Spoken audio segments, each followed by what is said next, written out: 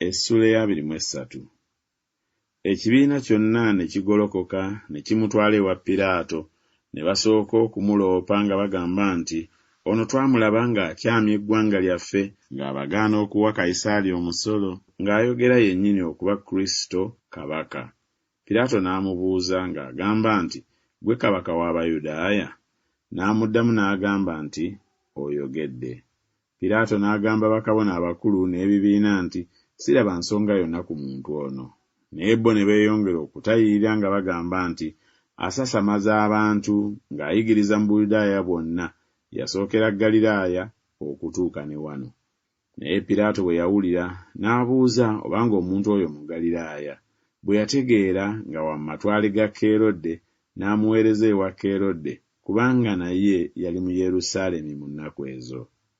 Awo Kerode bwe yalaba Yesu n'asanyuka nnyo, kubanga okuva edda yayagalanga okumulaba, kubanga yawulira ebigambo bye.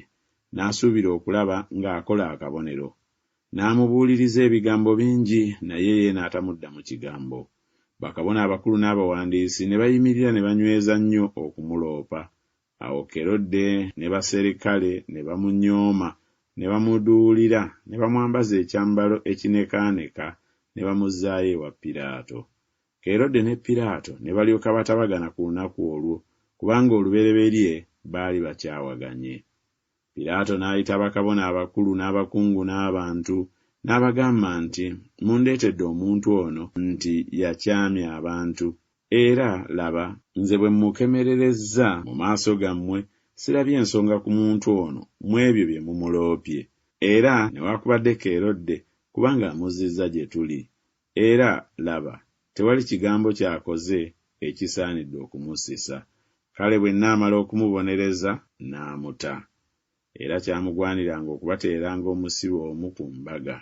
Naye ne bakaayana bonna wamu nga bagamba nti, twala ono otuteere Balaba, ye muntu gwe bassa mu kkomera olw'obujeemu obwali mu kibuga n'olw'obussi. Piraato n'ayogera nabo nate ng'ayagala okuta Yesu, naye bo ne boogerera waggulu nga bagamba nti, mukomerere, mukomerere. N'abagamba omulundi ogwokusatu nti, lwaki? Ono akoze kibi ki? Sirabye ku ye ensonga emussa. Kale bwe nnaamala okumubonereza, n'amuta. Naye bo ne bamuzitoowerera n'amaloboozi amanene nga beegayirira okumukomerera. Amaloboozi gaabwe ne gasinga okukola. Piraato n'asalawo ebigambo ebibeegayiridde. N'ata oyo eyasuulibwa mu kkomera olw'obujeemu n'obussi bwe bamwegayiridde, naye n'awaayo Yesu okumukola nga bwe baagadde. Awo baali nga bamutwala ne bakwata omukuleene Simooni eyali ava mu kyalo, ne bamutikka omusaalaba okugwetikka ng'ava ennyuma Yesu. Ekibiina kinene ne kimugoberera, eky'abantu n'eky'abakazi abaamukaabira, ne bamulirira.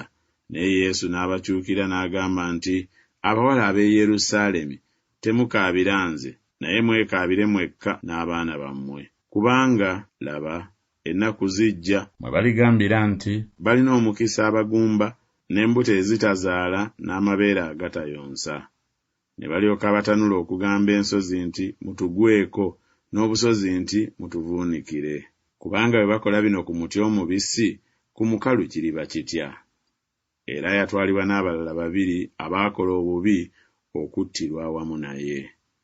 Awo bwe baatuuka mu kifo ekiyitibwa Kiwanga, ne bamukomererera awo, na bali abaakola obubi, omu ku mukono ogwa ddyo n'omulala ku gwa kkono. Awo Yesu n'agamba nti, Kitange, basonyiwe, kubanga tebamanyi kye bakola.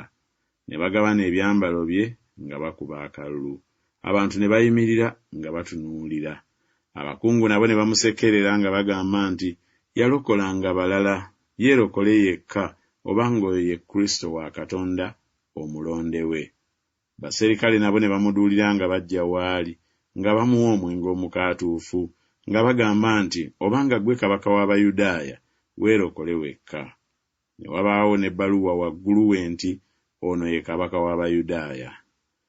Omu ku abo abaakola obubi abaawanikibwa n'amuvuma ng'agamba nti, si ggwe Kristo, weerokole wekka naffe. Naye owookubiri n'addamu n'amunenya n'agamba nti, n'okutya totya Katonda kubanga oli ku kibonerezo kyekimu naye, era ffe twalangibwa nsonga kubanga ebisaanidde bye twakola bye tusasulibbwa.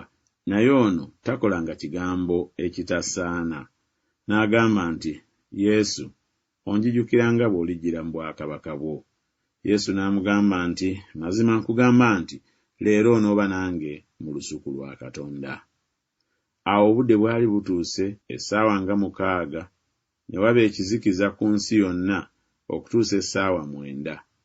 Enjuba obutayaka n'ejjija ery'omu yeekaalu ne liyulikamu wakati. Awo Yesu n'ayogera n'eddoboozi ddene n'agamba nti, Kitange, nteeka omwoyo gwange mu mikono gyo. Bwe yamala okwogera ekyo n'awaayo obulamu. Awo omwami w'ekitongole bwe yalaba ekibaddewo n'atendereza Katonda ng'agamba nti, mazima ono abadde muntu mutuukirivu. N'ebibiina byonna ebyali bikuŋŋaanye okwerolera bwe baalaba ebibaddewo ne baddayo nga beekuba mu bifuba. Ne mikwano gye gyonna n'abakazi abaava naye e Ggaliraaya ne bayimirira wala nga balaba ebyo. Kale laba, omuntu erinnya lye Yusufu eyali omukungu, omuntu omulungi era omutuukirivu, oyo teyassa kimu mu kuteesa kwabwe newaakubadde mu kikolwa kyabwe, owe Alimasaaya, ekibuga ky'Abayudaaya, eyali alindirira obwakabaka bwa Katonda. Oyo n'agenda ewa Piraato n'asaba omulambo gwa Yesu. N'aguwanula n'aguzinga mu lugoye olwa bafuta n'amussa mu ntaana eyabaggyibwa mu jjinja omutateekebwanga muntu. Kale lwali lunaku lwa kuteekateeka, Essabbiiti ng'eneebaako enkya. N'abakazi be yava nabo e Ggaliraaya ne bagoberera, ne balaba entaana n'omulambo gwe bwe gwateekebwa. Ne bakomawo ne bategeka ebyakaloosa n'amafuta ag'omugavu. Ne ku lunaku olwa Ssabbiiti ne bawummula ng'etteeka bwe liri.